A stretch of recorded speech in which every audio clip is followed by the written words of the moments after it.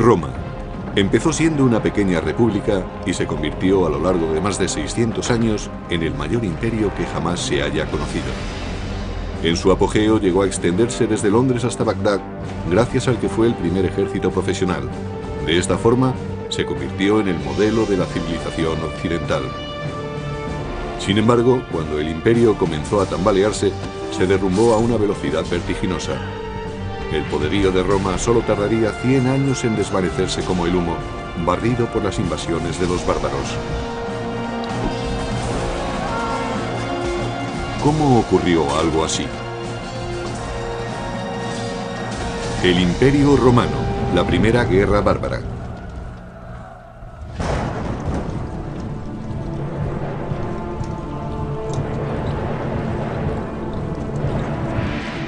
Estamos a finales del siglo II a.C., 100 años antes de la crucifixión de Jesús, una década antes del nacimiento de Julio César. Roma se enfrenta a una transición que cambiará su destino para siempre.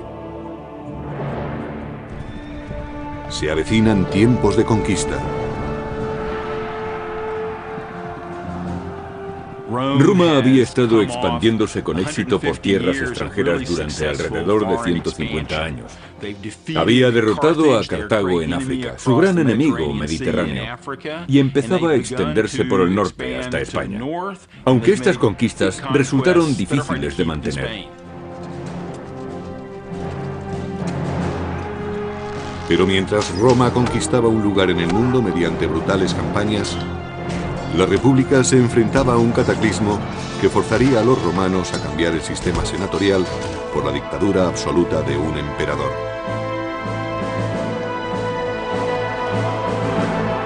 Todo empezó con la primera guerra con los bárbaros. En el año 113 a.C., Roma era dueña absoluta del Mediterráneo, pero junto con los territorios conquistados aparecieron nuevos enemigos. Los romanos sabían que había otras gentes más allá, especialmente al norte, y que eran incluso más temibles que los ejércitos que habían derrotado anteriormente. Les preocupaba que aquellas gentes invadieran Roma. Más allá de las fronteras romanas, los soldados se enfrentaban a una clase desconocida de guerreros. Los llamaban bárbaros, una palabra que significaba extranjero y rudo. Cualquiera que no siguiera las costumbres ni hablara las lenguas clásicas latín o griego era considerado alguien diferente, un bárbaro. Para los romanos estas gentes eran inferiores porque eran mucho menos civilizados que ellos. Solo la escarpada cordillera de los Alpes mantenía a raya a los bárbaros del norte. Desde el punto de vista de los romanos, la cordillera de los Alpes al norte de Italia era la barrera que los mantenía separados de las invasiones. Pero los romanos no controlaban aquella barrera. Sabían que podía ser rebasada en cualquier momento y temían que el enemigo entrara en Roma a través de ella.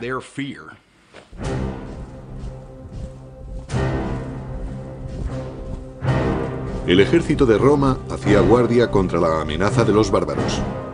Este ejército era una milicia de voluntarios orgullosa de su disciplina, de su entrenamiento y de sus armas. Los soldados romanos de a pie llevaban armadura de metal y cuero, un casco y algo para proteger el pecho. En conjunto, la armadura pesaría entre 25 y 30 kilos, la mitad de su peso corporal. El peso de las conquistas de Roma descansaba sobre los hombros de guerreros endurecidos en combate. Pero en la capital, eran los miembros del gobierno los que recolectaban los beneficios. Roma todavía no era un imperio, sino una república dirigida por el Senado. En la cima política había 2 cónsules electos. Eran los cargos civiles y militares más altos y con mayor poder de Roma. Por encima de todo estaba la dirección del ejército. La seguridad nacional era lo primero. Pero debido a su alta posición, los cónsules ostentaban también un papel muy importante en la política y en la legislación. A pesar de que la República Romana se regía por ideales democráticos, los hombres no nacían iguales. A pesar de que los soldados ganaran numerosas batallas para Roma, jamás podrían aspirar a ser cónsules. El más alto cargo del Estado estaba reservado a familias importantes, como la de Gnaeus Papirius Carbo.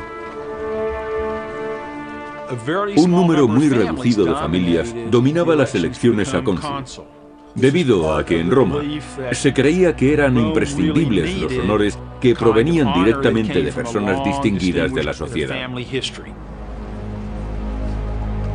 Al expandirse Roma, los honores dejaron de basarse en el mérito para hacerlo en el dinero.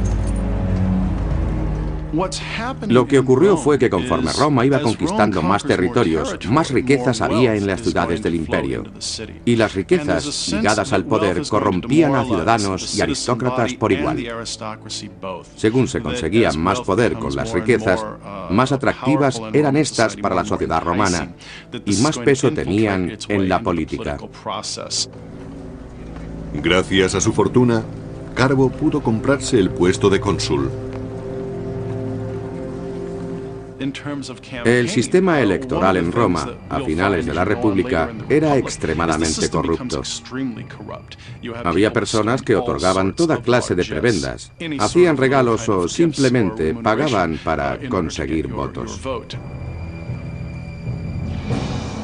Pero al norte de Europa, una peligrosa tribu desconocida hasta entonces, la de los cimbrios, avanzaba desde sus poblados hacia territorio romano.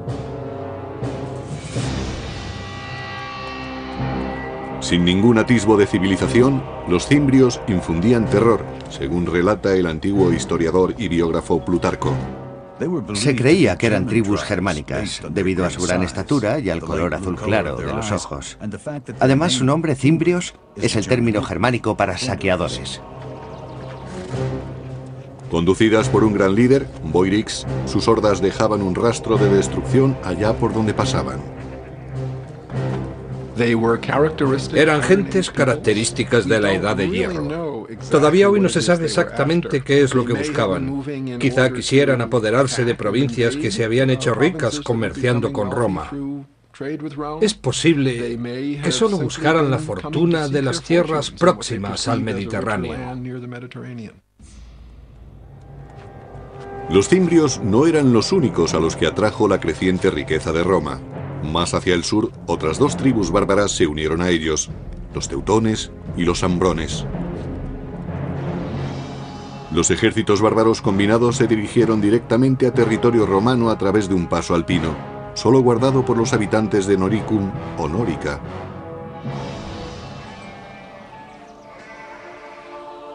Aunque Nórica no era territorio romano, su proximidad hacía que su gente estuviera fuertemente ligada a la República Romana.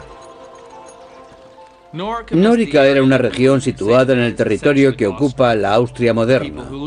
Los romanos llamaban a sus habitantes Norici debido al nombre de la región, Noricum. Los Norici controlaban los pasos alpinos. Los romanos comerciaban también con los Noirici, pues tenían fama por su habilidad en el trabajo de los metales preciosos y del hierro. La riqueza de los Norici se basaba fundamentalmente en materias primas tales como oro, plata y sal. La minería de la sal era muy importante en los Alpes. Los romanos necesitaban grandes cantidades de sal para usarla como conservante y requerían ese conservante permanentemente. Los pueblos de Nórica eran una tentación irresistible para los despiadados guerreros cimbrios. No les faltaban armas, por lo que podían iniciar un saqueo en cualquier momento. En el segundo y primer siglo antes de Cristo, los cimbrios tenían espadas, lanzas y escudos. Los cascos eran muy raros, pero estaban equipados con un armamento muy efectivo. Pero los bárbaros ansiaban algo más que las riquezas de los habitantes de Nórica. Los bárbaros del norte emigraban para conquistar nuevas tierras. Su objetivo no era simplemente realizar una incursión y marcharse. Querían vivir cerca de Roma. Los artesanos de Nórica no tenían ninguna posibilidad contra los guerreros del norte.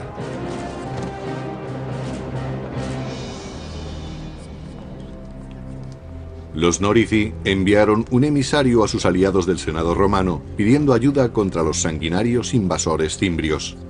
Para ello se dirigieron al aristócrata Carbo, cuyas maniobras políticas habían dado finalmente sus frutos.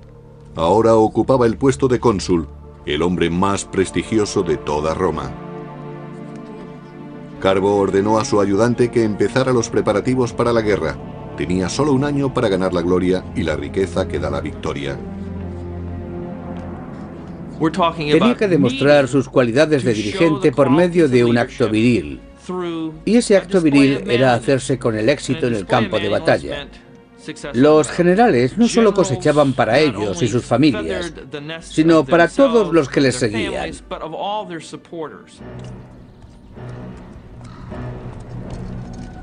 Carbo aceptó el reto y llevó sus tropas a Nórica.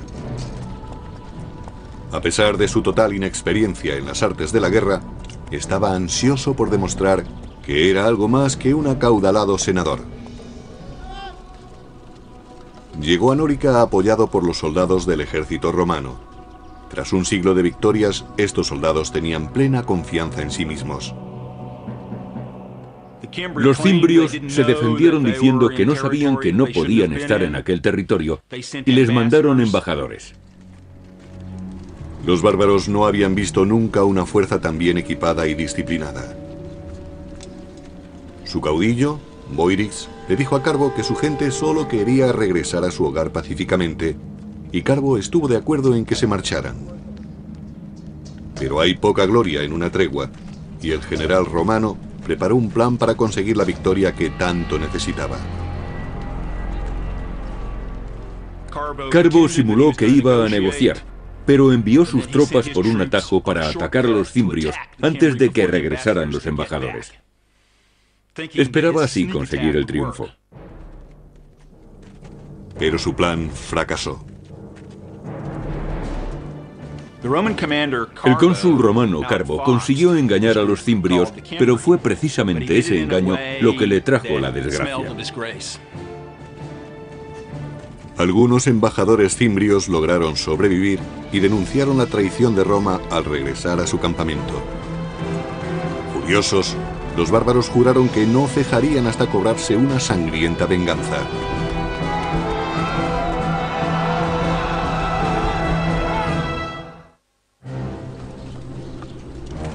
En 113 a.C., el general romano Carbo parlamentó en busca de paz con unos violentos bárbaros, los cimbrios, pero finalmente se retractó y asesinó a sus embajadores. Su traición despertó la ira de los bárbaros, quienes daban un gran valor a la palabra dada. Jurando vengar a sus camaradas caídos, los cimbrios devolvieron el golpe con súbita furia. Así lo escribió el biógrafo clásico Plutarco. Su valor y osadía no tenían parangón. Se lanzaron a la batalla con la velocidad del rayo. Nada podía detenerles.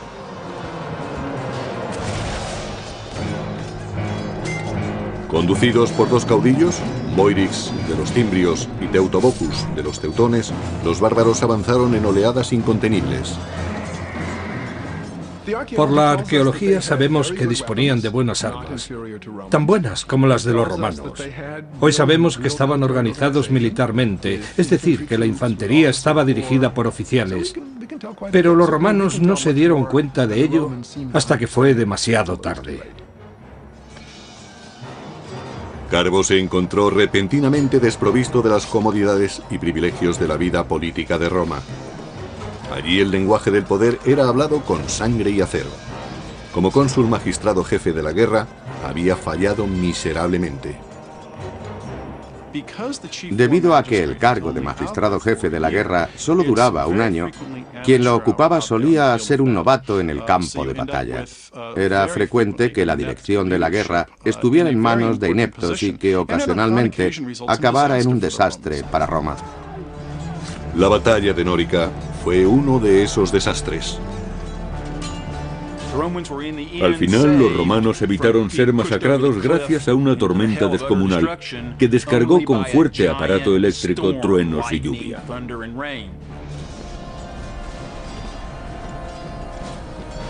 Derribado de su caballo, Carbo trató de huir de aquel caos de muerte. Pero escapó de la batalla solo para suicidarse, pues había caído en desgracia ante Roma y ante los ojos de los dioses. Los dioses salvaron a los romanos, pero solo después de que un gran número de ellos hubiera muerto.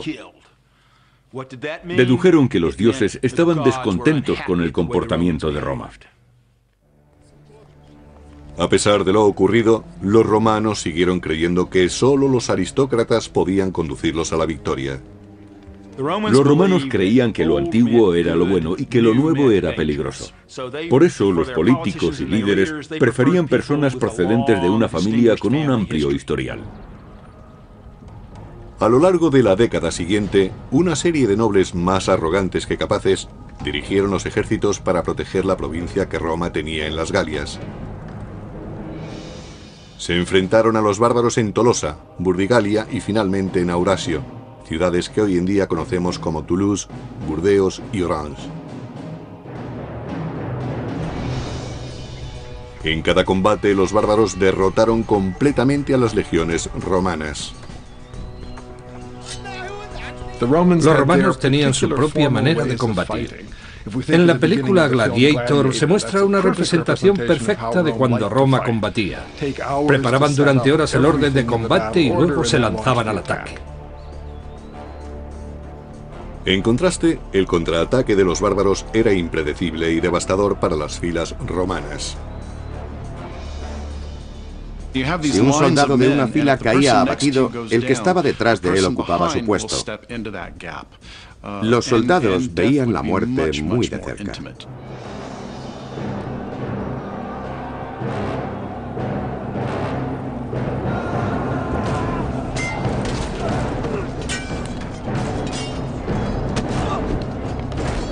Los tributos de sangre fueron asombrosos. Solo en Aurasio fueron masacrados 80.000 romanos en una tarde.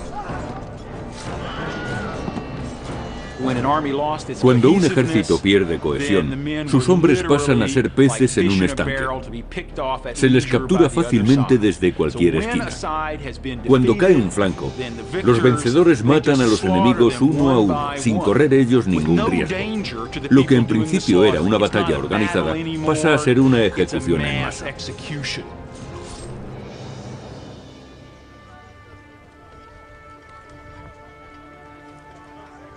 En el año 105 a.C., los cimbrios y sus aliados deseaban algo más que la sangre y el botín de Roma. Algunos miembros del clan habían ido allí a echar raíces. Eran agricultores y comerciaban con sus productos. Vivían en pequeños poblados. Cultivaban trigo, cebada, centeno, avena y mijo, una amplia variedad de cereales. También cultivaban lentejas, garbanzos y habas. El ganado era extremadamente importante. Criaban cerdos, cabras y corderos. La nueva situación alarmaba a los romanos. Para ellos, la amenaza no eran solo los guerreros bárbaros, sino también sus mujeres. La presencia de las mujeres indicaba a los romanos que los invasores habían llegado para asentarse. En otras palabras, eran grupos que llegaban para alterar significativamente la forma de vida romana, amenazando a sus valores fundamentales. Si solo fuera una incursión, no serían más que un grupo de jóvenes a los que podrían manejar fácilmente. Pero si traían a sus mujeres, se trataba de un fenómeno migratorio para establecerse que requería una solución más firme y a largo plazo. Se necesitaba un general que pudiera derrotar a los bárbaros de una vez por todas. El héroe que Roma buscaba desesperadamente emergió en otra frontera problemática a unos 1500 kilómetros, en Numidia, parte de la Argelia actual. Durante 8 largos años, los romanos solo habían experimentado derrotas, hasta ahora. El nombre del Salvador era Mario. Con arrojo e inteligencia aplastó a los ejércitos numidios del pérfido rey Yugurta.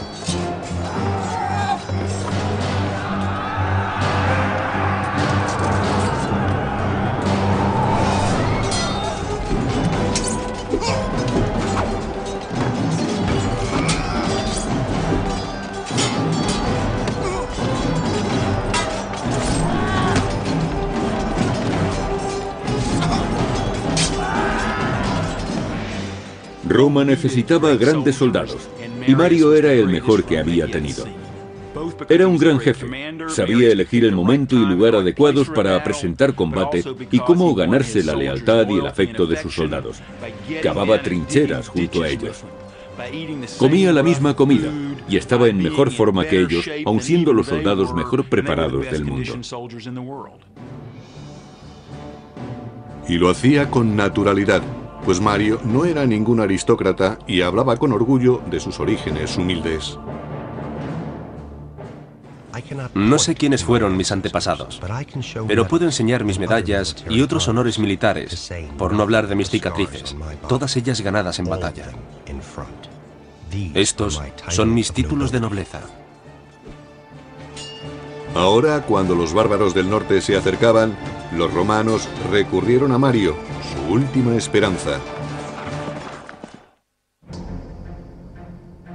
Al final del segundo siglo a.C., una tribu bárbara muy violenta, los cimbrios, junto con sus aliados los teutones y los ambrones, arrasaron la frontera del norte.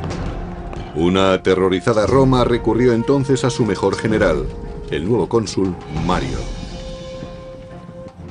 Era un probado jefe militar, y los romanos no querían fallar ahora contra los teutones y los cimbrios, que habían derrotado ejército tras ejército. Había que resolver inmediatamente el problema enviando a la batalla a un líder capacitado. Pero el gran Mario no podía dirigir sin hombres que le siguieran. Devastada tras una década de guerra, Roma pasaba por una escasez crítica de soldados. Los romanos llevaban años de luchas contra las tribus germánicas, y en esos años, el 113, 109, 107, 106 y 105 a.C., perdieron a muchos hombres en el campo de batalla. Por tanto, se enfrentaban a una terrible crisis. A pesar de una enérgica campaña de reclutamiento, Mario no logró encontrar suficientes terratenientes que quisieran luchar. Para ingresar en el ejército romano en la Alta República había que tener propiedades, recursos, y eso causaba problemas al ejército romano a la hora de conseguir un número suficiente de soldados. La solución de Mario fue tan sencilla como radical. Envió a reclutar soldados entre las gentes pobres que no poseían tierras. Si no había que tener propiedades para ser ciudadano romano, ¿por qué tenerlas para ser legionario? Muchos querían ser soldados, era un buen trabajo y muy emocionante. Brindaba buenas oportunidades para el saqueo, lo que garantizaba vino, mujeres y diversión. Y ofrecía la posibilidad de ver mundo a costa del gobierno. Ocurrió lo mismo que hoy en día en las oficinas de reclutamiento. Mario permitió que cualquiera pudiera ingresar en el ejército, con lo que Roma dispuso de una cantera de hombres mucho más extensa para formar sus legiones. En la sociedad romana convivían muchísimos más pobres que gente de clase media. La vieja guardia medía a los reclutas por sus ganancias. Mario eligió a los suyos por su aptitud para el combate. Si podían enfrentarse a un legionario, podrían enfrentarse a los bárbaros. Al extender la búsqueda de legionarios a todo el proletariado, se consiguió inmediatamente que el soldado corriente dependiera aún más del éxito del jefe. Se suponía que el general debía mantener a los soldados que trabajaran bajo sus órdenes y ser generoso con ellos. Atraídos por la promesa de ganar riquezas, surgió una nueva clase de soldados romanos. Mario prometió darles todas las armas y formación que necesitaran. Os enseñaré a derrotar al enemigo, a no temer más que a la desgracia, a dormir en el suelo y a luchar con el estómago vacío. En el año 104 a.C., Mario se dirigió con su ejército a las Galias para enfrentarse a los cimbrios. Por suerte para los romanos, los bárbaros eligieron ese preciso momento para abandonar las Galias e invadir Hispania. Aquel error táctico dio a Mario un tiempo precioso. Mario formó un nuevo ejército partiendo de la nada y consiguió que sus soldados se endurecieran y se desvivieran por su ejército. Mario introdujo muchas innovaciones en el ejército. Entre otras cosas, distinguió cada legión con un águila de plata como estandarte. También entrenó a sus hombres para que llevaran su equipo. Así se desplazaban más rápidamente. Pero a veces iban tan cargados que decían de sí mismos que eran las mulas de Mario. Por tanto, no necesitaban animales de carga para llevar a su ejército al combate. Ellos mismos hacían de mulas. Aquello les hacía más efectivos, más flexibles. Fue precisamente esa flexibilidad de las legiones lo que hizo que triunfaran las reformas de Mario, además de la estandarización del equipo. Bien equipados y unificados en espíritu, los soldados de Mario estaban listos para luchar, pero aún no habían sido probados en combate. Pasaron 2 años sin que aparecieran los bárbaros, pero seguían inspirando temor. Los romanos ignoraron los antiguos límites del mandato consular y reeligieron cónsul a Mario como magistrado jefe de la guerra. Para resolver parte del problema de la amenaza del norte, le dieron a Mario un mando extraordinario en los años 104, 103, 102, 101 y 100 para que siguiera siendo cónsul. Lo reeligieron una vez tras otra. Finalmente, la amenaza fantasma se hizo real en el año 102 a.C. Los cimbrios, teutones y ambrones partieron del norte y del oeste en dirección hacia Roma. Mario construyó una fortaleza cerca de Aurasio y envió otro destacamento para proteger Nórica. Sobre todo, debían proteger los accesos alpinos a Roma. Al cabo de unas semanas, la mitad de la horda de teutones y ambrones rodeaban el fuerte de Mario. Una visión terrible, según Plutarco. Sus tropas parecían infinitas. Su visión era espantosa. Su forma de hablar y sus gritos no se parecían a nada que hubieran oído antes. Sin embargo, Mario obligó a sus soldados a fijarse en ellos y a aprender. Mario era un militar brillante. Conocía la vida, la forma de pensar y la psicología de los soldados. Mario hizo que la República Romana confiara en que podían derrotar a los bárbaros más fieros del mundo. La fortaleza se mantuvo, y aunque los teutones y los ambrones no pudieron pasar, una fuerza de 150.000 hombres se dirigió hacia el sur en busca de otro paso entre los montes. Los romanos le siguieron a la distancia, sin prisas, esperando el momento y el lugar oportuno. Mario eligió el campo de batalla perfecto desde donde lanzaría el poderío de su poco convencional ejército.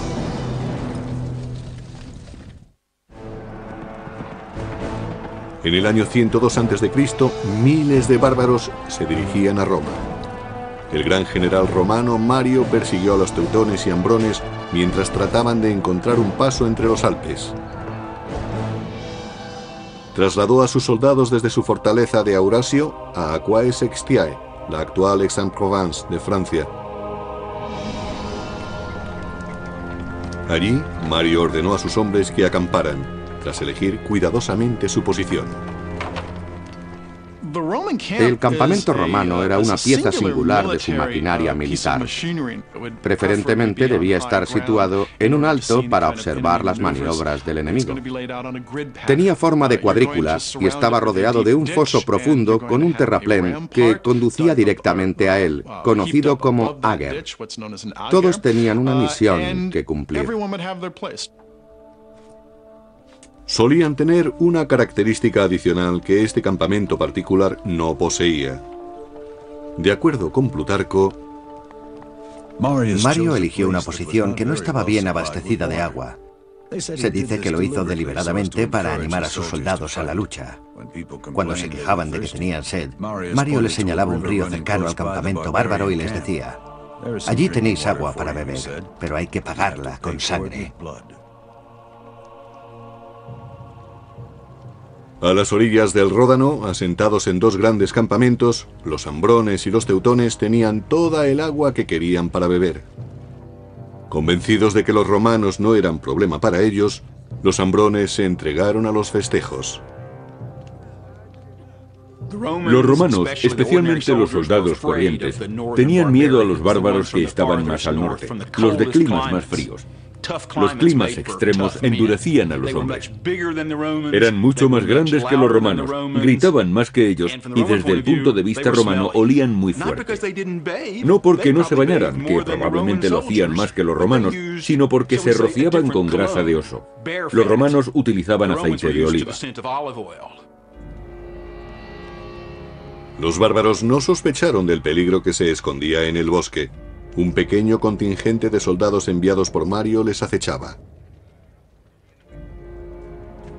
Los soldados romanos tenían miedo. Eran realistas. Sabían que se enfrentaban de cerca a la muerte. Ellos, al igual que sus enemigos, no mataban a distancia.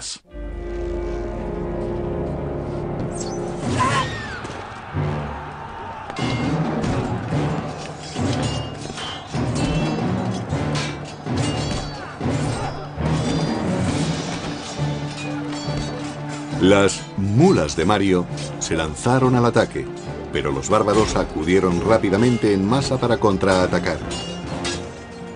Cuando la derrota parecía cernirse sobre los romanos, Mario mandó refuerzos.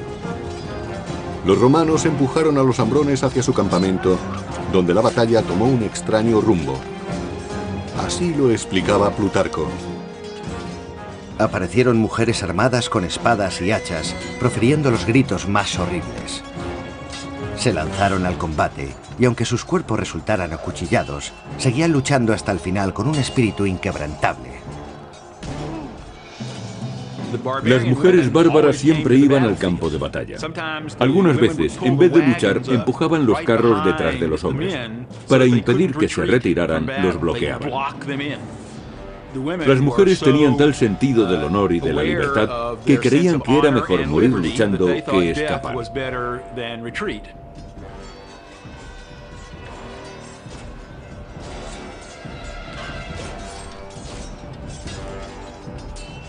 Para los romanos, aquellas mujeres resultaban increíblemente valientes y bravas. Creían que los bárbaros aceptaban los mayores riesgos al traer a sus familias al campo de batalla. Lo arriesgaban todo a una jugada. Su lema era vencer o morir, y eso incluye a todos, hombres, mujeres, niños y recién nacidos. Pero los romanos también tenían algo que proteger, su tierra y su honor. Con las artes que Mario les había enseñado, consiguieron su primera victoria contra los invasores germánicos en más de una década.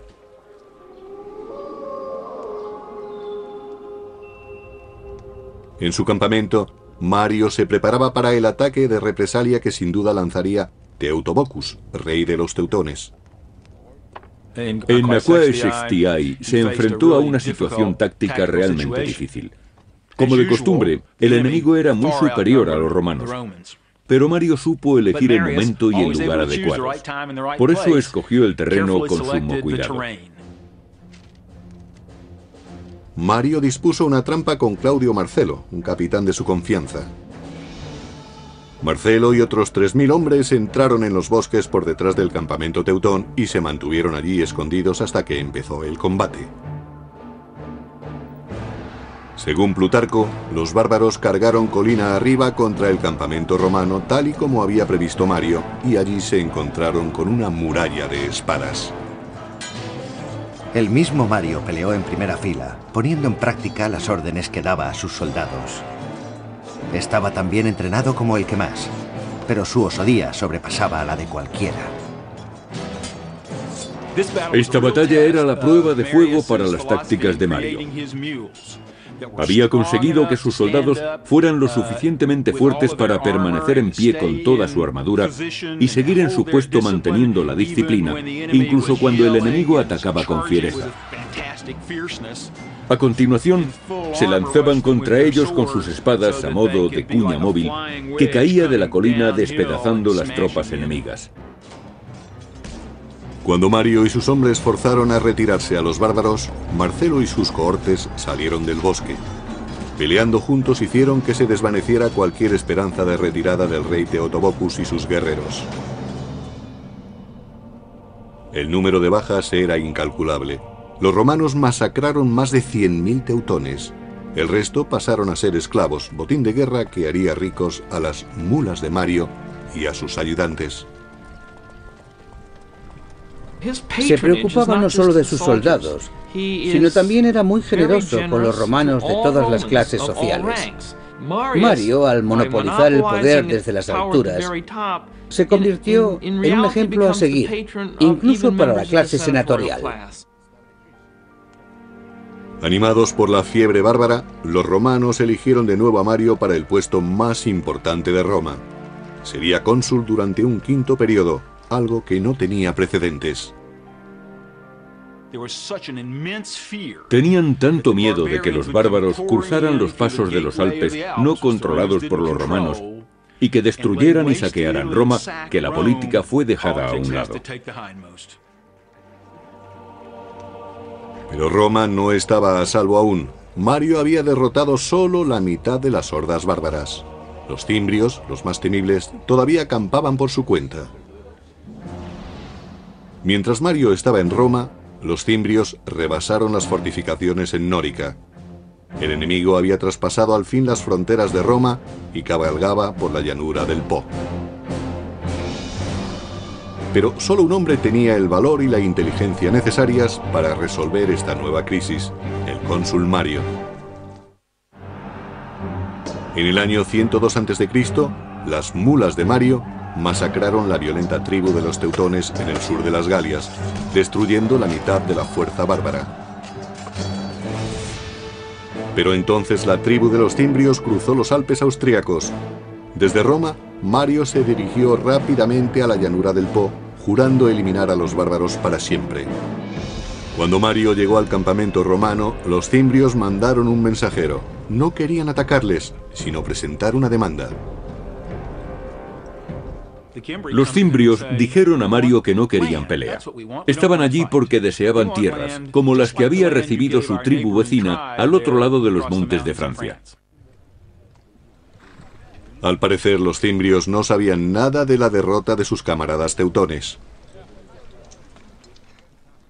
Entonces Mario, con una sonrisa sarcástica, les dijo: no tenéis que preocuparos. Vuestros hermanos ya tienen sus tierras, y estamos deseosos de daros las mismas tierras a vosotros. Con eso quería decir que les darían una fosa. Incrédulos, los cimbrios pidieron pruebas. Así lo explicaba Plutarco. Mario, fingiendo solemnidad, les dijo: vuestro amigo está aquí, no os vayáis sin saludarlo. Y ordenó que Teutobocus, rey de los teutones, fuese llevado ante él cargado de cadenas. Mario no firmó ningún tratado con los cimbrios y su enviado se marchó jurando vengar a su aliado vencido. A pesar de la reciente victoria de Mario contra los bárbaros, los romanos seguían en franca inferioridad numérica frente a los guerreros del norte. Con una batalla en perspectiva, el gran general ordenó sacrificar un animal. Los romanos siempre hacían un sacrificio antes de entrar en combate, para saber si los dioses estaban de acuerdo con su plan bélico. Eso no garantizaba la victoria, pero les daba esperanzas. Los romanos creían seriamente en los presagios. La fe de los romanos era su escudo frente a la abrumadora superioridad del enemigo. Al término del siguiente día se produciría un sacrificio de sangre y esa sangre estaría en manos de los dioses. Mario examinó las entrañas del carnero buscando un signo y encontró que los cielos le favorecían.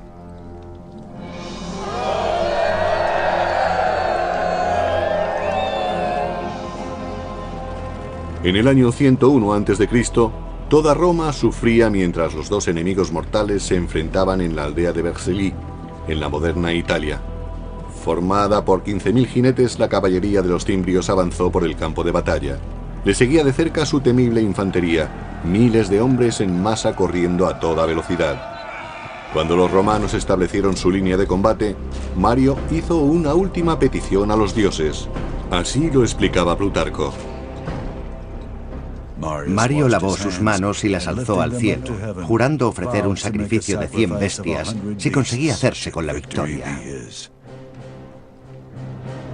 En conjunto, los romanos contaban con algo más de 50.000 hombres para enfrentarse al doble de cimbrios. Eran la pesadilla de los romanos, pero Mario supo burlar al enemigo. Situó sus tropas de forma que el sol saliera por detrás de sus soldados, para que cuando estuviera en el cenit, se reflejara en las armaduras y éstas proyectaran destellos. Los bárbaros creyeron que el cielo estallaba en llamas y que los dioses estaban ayudando a sus enemigos. Notando la súbita ansiedad de los cimbrios, los romanos atacaron.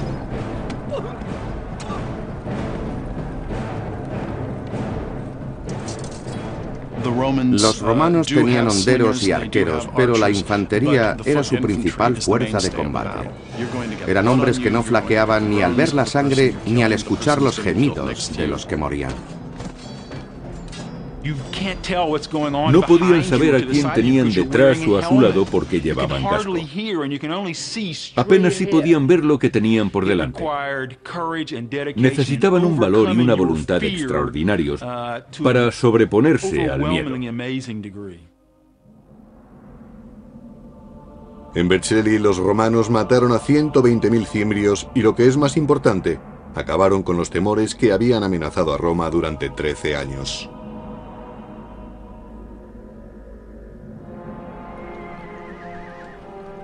Tras la guerra, Mario volvió a Roma convertido en héroe. La multitud lo ensalzó como salvador de la República. A pesar de la vieja ley que no permitía ser cónsul 2 veces consecutivas, fue aclamado nuevamente para el puesto. Al hacerse de nuevo con el poder para el pueblo, Mario se acercaba cada vez más al concepto de jefe absoluto, el emperador. Y eso era exactamente lo que la aristocracia tenía. Desaparecido el peligro de los bárbaros, muchos nobles se declararon abiertamente hostiles a Mario. Para permanecer en el poder, Mario tenía que buscar apoyos, y para ello acudió a políticos corruptos, partidarios del soborno y el asesinato. Desgraciadamente, Mario no supo elegir bien a sus aliados. En el terreno político, Mario no era decisivo, ni tenía la perspicacia que había tenido en combate con las lanzas y las espadas. Celoso de otros potenciales líderes militares, Mario ordenó asesinar a muchos de sus rivales. Bajo el mandato de Mario, la violencia se impuso al debate a la hora de dilucidar diferencias políticas. El general había salvado a Roma, solo para recortar el poder de la República. Sin embargo, Mario nunca perdió el afecto popular. En el año 86 a.C., poco antes de su muerte, le volvieron a elegir para un extraordinario 7º mandato consular. Dejó un legado de poder en manos de los militares y un legado de apoyo popular para el hombre que ostentara ese poder. Supuso un punto de inflexión que cambiaría el equilibrio de poder. En lugar de controlar el sistema consular entre varias familias, lo haría un único jefe militar. A partir de ese momento, el poder del dinero y el respaldo popular serían usados tanto como apoyo como para amenazar a los enemigos políticos. Y eso, al final, acabó convirtiéndose en un problema para la gobernabilidad de Roma. Cuando el imperio comenzaba a deslizarse lentamente hacia la dictadura, Roma entraría en un periodo de injusticia política y en una guerra de la que jamás se libraría.